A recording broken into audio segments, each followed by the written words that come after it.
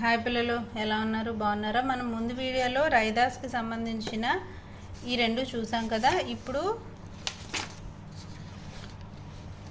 ఈ వీడియోలో ప్రశ్న అభ్యాస గ్రామర్కి సంబంధించి ఏ పార్ట్ ఉందో అదంతా మనం చదువుకుందాం. మీరు ఎలా చదువుతున్నారు? బాగా చదువుతున్నారు కదమ్మా.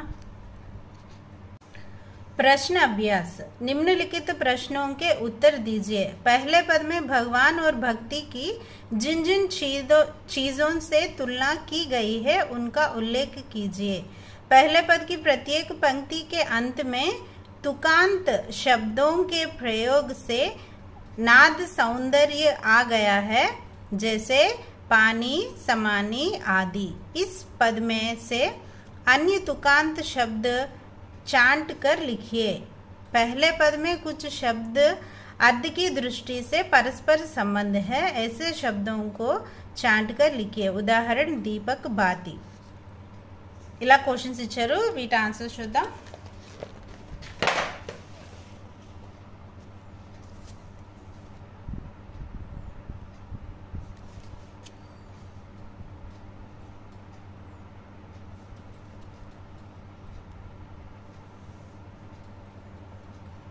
पहले पद में भगवान और भक्ति की जिन जिन चीजों से तुलना की गई है. మొదటి పదావల్లోని భగవంతుడికి భక్తునికి ఏ వస్తువులతో పోల్చడం జరిగింది వాటిని మనం వివరించాల్సి ఉంటుంది. వివరించమని అడిగారు. పహలే పద్ మే భగవాన్ కి తులన, మొదటి పద్యంలోని లేదా మొదటి పదావల్లోని భగవంతుడిని దేంతో పోల్చారు అని అంటే, తులన అంటే పోల్చడం. చందన్ చందనంతోని, మేఘ్ ఘన్నం చదువుకున్నాం కదా మనం, మేఘ్ అంటే మేఘంతోని, చాంద్ అంటే చంద్రుడు, దీపక్ అంటే దీపము, మోతి అంటే ముత్యము, సుహాగా సుహాగా సుహాగా అనంటే బంగారాన్ని శుద్ధి చేసే ఒకలాంటి లిక్విడ్ అనమాట. బంగారాన్ని ఏ లిక్విడ్తో అయితే శుభ్రం చేస్తారో ఆ లిక్విడ్తో భగవంతుడిని పోల్చారు. అలాగే స్వామి అనే పదంతో కూడా భగవంతుడిని పోల్చారు. స్వామిసే की गई है. ఇలాగ ఇన్ని రకాలుగా భగవంతుడిని పోల్చడం జరిగింది. దాని తర్వాత పహలే పద్ మే భక్తికి తులన, ఇక్కడ భక్తుడు ఎవరైతే ఉన్నారో వాళ్ళని దేంతో పోల్చారు? పానీ అంటే నీరు, మోర్ అంటే నెమలి, చకోర్ అంటే చంద్రుడి గురించి ఎదురు చూసే చకోర పక్షి, బాతి అని అంటే ఒత్తు, ధాగా అంటే దారము, సోనా అంటే బంగారము, దాస్ అని అంటే దాసుడు. సే కీ గై హే, భక్తుడిని ఇక్కడ ఇచ్చిన పదాలతో పోల్చడం జరిగింది. దాని తర్వాత పహలే పదికి ప్రత్యేక పంక్తికే, అయితే మనకి రెండవ పదావల్లో ఏం జరిగిందంటే తుకారాంత్ శబ్దాలు ఉన్నాయి. అవి పద్యంలో మనం వెతికి రాయాల్సి ఉంటుంది. అవి ఏంటి అని అడిగారు, చూడమ్మా. తుకాంత్ శబ్ద, తుకాంత్ శబ్ద పానీ, సమాని, మోర్, చకోర్, బాతి, రాతి, ధాగా, సుహాగా, దాసా, రైదాసా. ఇలాగా ఈ వర్డ్స్ మీరు చదవాల్సి ఉంటుంది. తర్వాత పహలే పద్ మే కుచ్ శబ్ద అర్థ కి దృష్టి సే పరస్పర సంబంధ హై. అయితే మొదటి పదావల్లోని మనకి కొన్ని శబ్దాలు ఒకదానితో ఒకటి సంబంధం ఉంది. అది ఎలాగా మనం చదువుకున్నాం కదా, భగవంతుడికి భక్తుడికి ధాగా మోతి అని పోలికుంది కదా, అదేంటో మనకి చెప్పమని అడుగుతున్నారు. మనం చూద్దాం. అర్ధకి దృష్టి సే సంబంధ శబ్ద దీపక్ బాతి, దీపము ఒత్తు, మోతి ముత్యము, ధాగా దారము, స్వామి దాస యజమానుడు దాసుడు, చంద్ర అంటే చంద్రుడు, చకోరా అంటే చకోర పక్షి, చందన్ అంటే చందనము, పానీ అంటే వాటర్. दीपक बाती, मोती, धागा, स्वामी दासा, चंद्र, चकोरा, चंदन, पानी. दूसरे पद में कवि ने गरीब निवाजु भगवान को कहा है, कहने के कारण. అయితే మనం రెండవ పద్యంలో ఏం చూసాము అని అంటే గరీబ్ నివాజు అని అంటే పేదవాళ్ళని ఉద్ధరించేవాడిగా భగవంతుడిని పోల్చారు. అలా చెప్పడానికి కారణాలు ఏంటి అని అడుగుతున్నారు. జవాబు చూడండి. దీనోं को और దుఃఖియోं पर దయా కర్నే వాలా భగవాన్ హే. దీనుల మీద అలాగే దుఃఖంతో నిండిన వాళ్ళ మీద దయ చూపించేవాడు భగవంతుడే. उसने रैदास जैसे अछूत व्यक्ति को संत का पद दिया. అయితే భగవంతుడు రైదాస్ అనే అఛూత్ అంటే అస్పృశ్యత లేదా తక్కువ జాతి కలిగిన వ్యక్తినే ఒక సంత్ మహర్షిగా కానీ జ్ఞానం కలిగించే వ్యక్తిగా, కానీ మన భగవంతుడు అతన్ని మార్చుకున్నాడు కదా, అందుకని భగవంతుడు పేదవాళ్ళ మీద జాలి చూపిస్తాడు అనే రీతిగానే ఈ పద్యంలో మనకు చెప్పబడింది.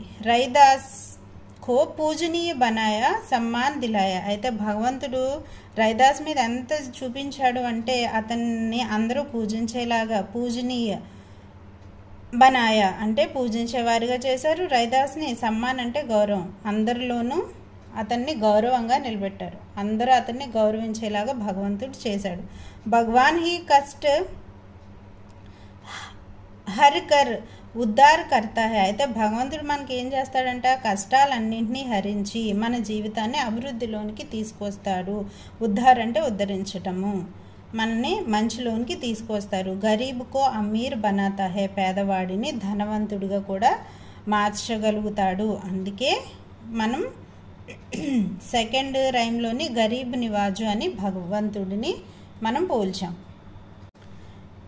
दूसरे पद की जाकी छोटी जगत कऊ लागे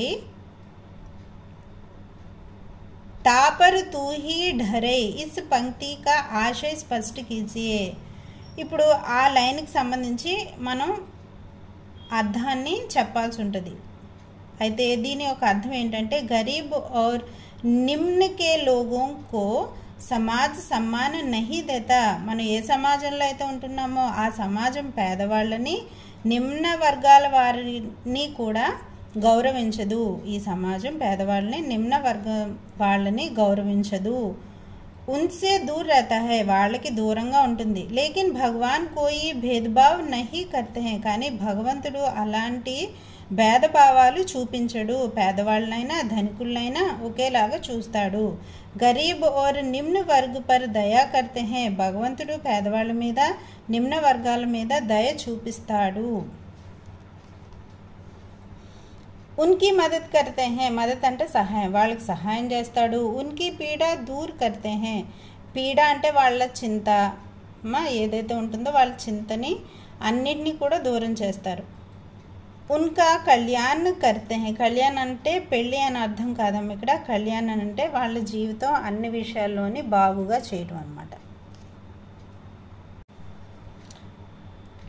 రైదాస్ని అప్నే స్వామికు కిన్ కిన్ నామోసే పుకారా. రైమ్ చెప్పేటప్పుడే చెప్పాను భగవంతుడిని ఎన్ని రకాలుగా రైదాస్ పిలిచాడు అని. రైమ్ చెప్పినప్పుడు చెప్పాను కదా, ఒకసారి మీరు ఆ వీడియో చూడండి. రైదాస్ని అప్నే స్వామికో. రైదాస్ స్వామి అంటే భగవంతుడిని ఏమని పిలిచారు? ప్రభు, హరి, లాల్, గరీబ్ నివాజు, గుసయ్యా, గోవింద్ ఆది నామోసే పుకారా హై. ఇలాగా మన రెండు పద్యాల్లో కూడా ఈ వర్డ్స్ వచ్చాయి. ఈ వర్డ్స్ ఎక్కడెక్కడైతే వచ్చాయో ఆ వర్డ్స్ అన్ని భగవంతుడికి బదులుగా వాడారనమాట. లాల్ అన్న భగవంతుడే, గరీబ్ నివాజు అన్న భగవంతుడే, గోవింద్ అన్నా సరే భగవంతుడే. తర్వాత నిమ్నలిఖిత్ శబ్దంకే ప్రచలిత రూప్ లిఖే. అయితే ఇప్పుడు ఇక్కడ మోరా అని రైదాస్ రాశారు కదా, ఇప్పుడు ప్రచలిత రూపం అంటే జనాలు సాధారణంగా వాడేసే పదం ఏంటో రాయమని చెప్పారన్నమాట. మోరా, మోరా అంటే జనాలందరూ ఇప్పుడు ఈ కాలంలో సర్వసాధారణంగా మోరాని, నెమలిని ఇప్పుడు ఏమంటున్నాం మనం? మోర్ అంటున్నాం కదా. మోరా, మోర్. చంద్, చాంద్. బాతి, బత్తి. జ్యోతి, జ్యోతి. బరే, జలే. రాతి, రాత్, రాత్రి. ఛత్రు, ఛత్ర, ఛాతా. धरे, धारण. छोती, छूत, छुआछूत. तुही, తుమ్హి, గుసాయ్యా, గోసాయి. ఏమా అయితే వీటికి అర్థం రైమ్లో చెప్పేశాను, పోలేని ఫాస్ట్గా చెప్పేస్తాను. నెమలి, చంద్రుడు, ఒత్తు, జ్యోతి, జలే అంటే కాలడం, రాత్రి, గొడుగు, ధరించడం, అఛూత్ అంటే అస్పృశ్యత, ముట్టుకోకపోవడం అలాగా. తుమ్హి అంటే నువ్వే, గోసాయి అంటే భగవంతుడు. నీచే లిఖి పంక్తియో కా భావ్ స్పష్ట కీజియే. ఇక్కడ ఇచ్చిన పంక్తులు ఏవైతే ఉన్నాయో వాటికి అర్థం చెప్పాలి మనం. జాకి అంగ అంగ బాస సమాని. भाव चंदन के संपर्क में रहने से पानी में చందన్ కి సుగంధ ఫైల్ జాతి హై. అయితే మనం వాటర్లో చందనం పౌడర్ కలిపితే అప్పుడు ఆ వాటర్ అంతా కూడా చందనం వాసన వచ్చేస్తుంది కదా. ఉసి ప్రకార్ ప్రభుకి భక్తి మే లీన్ కర్నేసే, అదే విధంగా మనం భగవంతుడి భక్తిలో లీనమైపోతే భక్తి కే తన్ మన్ మే భగవాన్ భక్తి కా సుగంధ వ్యాప్త హో జాతా హై. సుగంధ వ్యాప్త హో జాతా హై. అయితే మనం భగవంతుడు అనే భక్తిలో లీనమైపోతే మన తనువు మనస్సు అంతా కూడా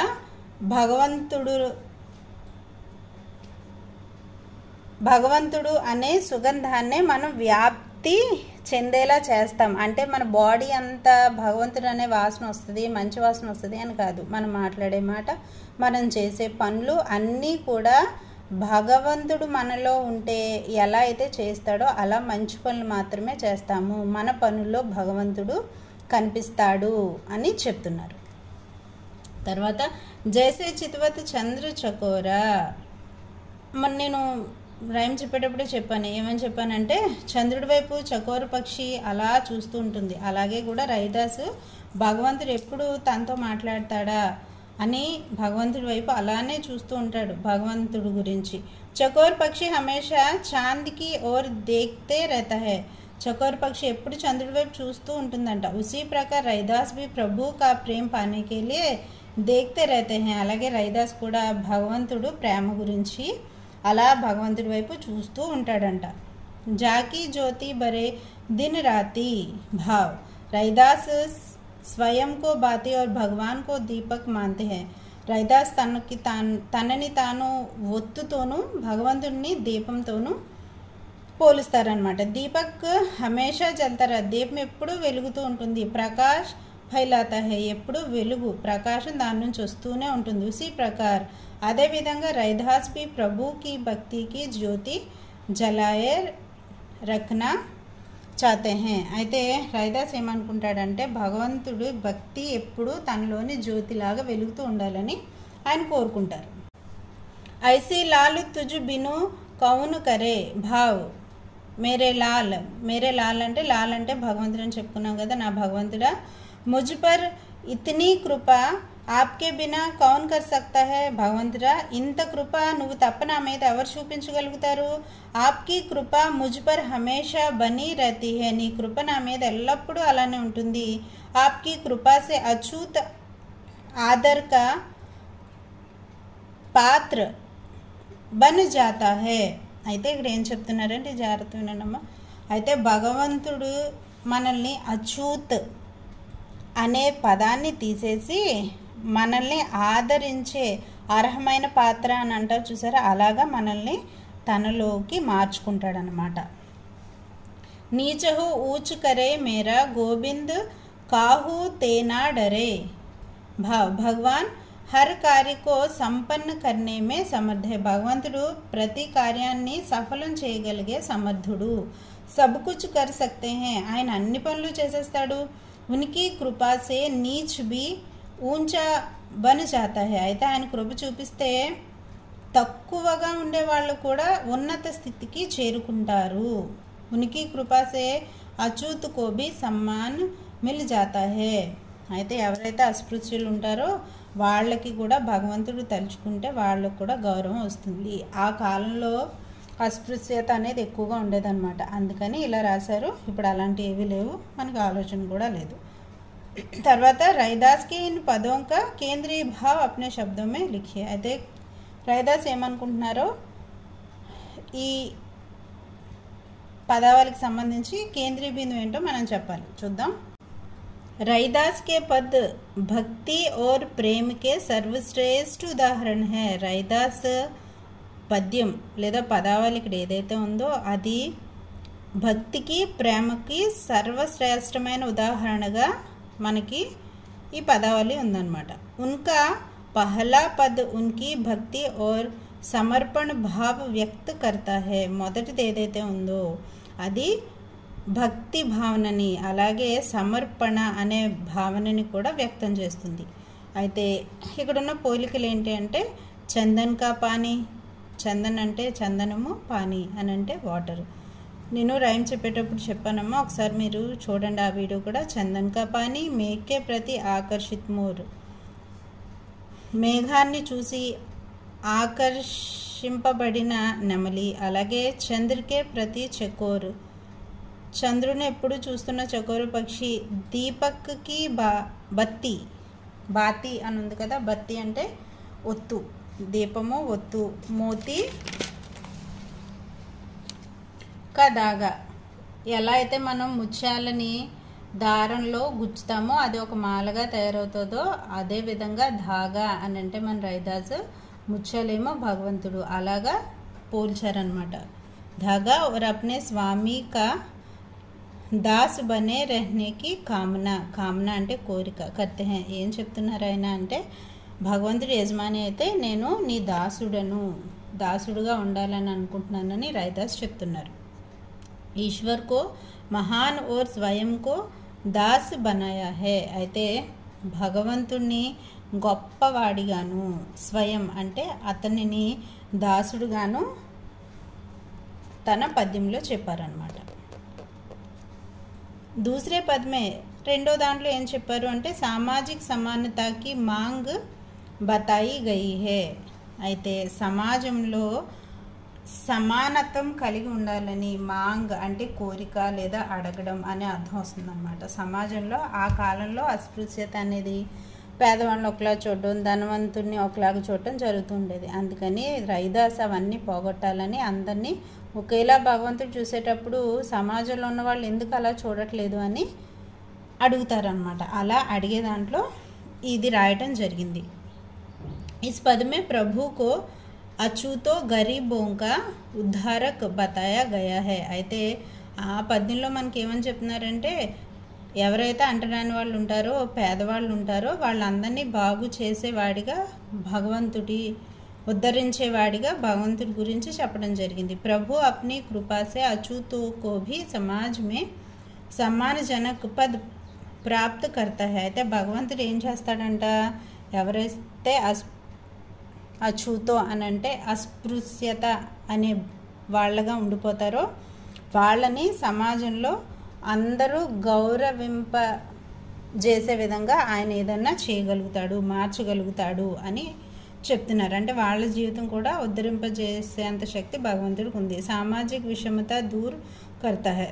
సమాజంలో విష సమానమైన విషయాలు ఏమైతే ఉంటాయంటే అప్పట్లో ఏముండేవి, నీచంగా చూడటం, మతపరమైన భేదాలు చూపించడం, అది ఏదైతే ఉందో అవి అన్నీ భగవంతుడు దూరం చేస్తాడని. నీచ్ కోబి ఊంచా బనాతా హై. భగవంతుడు నిమ్న స్థితిలో ఉన్న వాళ్ళని కూడా మంచి స్థితిలోనికి ధనవంతులుగా మార్చగలుగుతాడు అని చెప్తున్నారు. యోగ్యత విస్తార్. ఇక్కడ ఏం చెప్తున్నారంటే అమ్మ, కబీరు, గురునానక్, రామదేవ్, మీరాబాయి వీళ్ళు రాసిన రచనలు ఏమైనా మీరు ప్రజెంట్ చేయమని అడుగుతున్నారు. ఇవి స్క్రీన్ షాట్ తీసుకుని మీరు రాసుకోండి.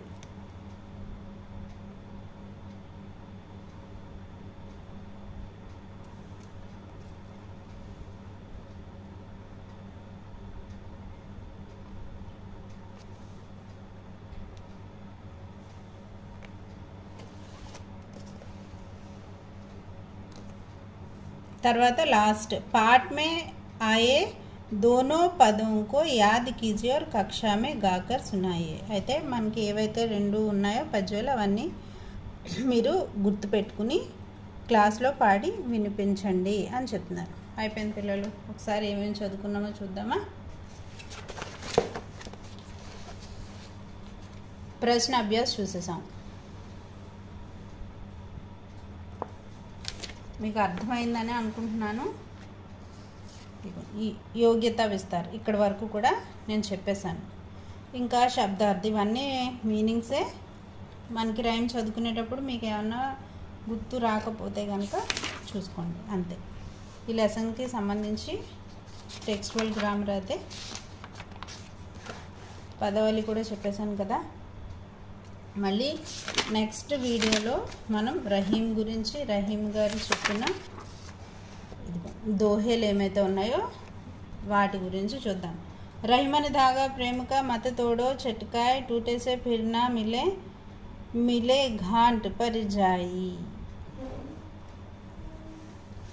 ఇవి చాలా చాలా బాగుంటాయమ్మా. మన జీవితంలో కూడా మనం ఇవన్నీ అమలు చేస్తే మన లైఫ్ చాలా బాగుంటుంది. రహిమన్ ధాగా ప్రేమిక మత్ తోడో చట్కాయ్ టూటే సే ఫిర్ నా మిలే మిలే ఘాట్ పరిజాయ్. నెక్స్ట్ వీడియోలో కలుద్దాం. ఈ వీడియో కనుక నచ్చితే నాకు మీ సపోర్ట్ కావాలరా, లైక్ చేయండి, మీ ఫ్రెండ్స్ అందరికీ షేర్ చేయండి, నా ఛానల్ సబ్స్క్రైబ్ చేయటం మాత్రం మర్చిపోకండి. Thanks for watching.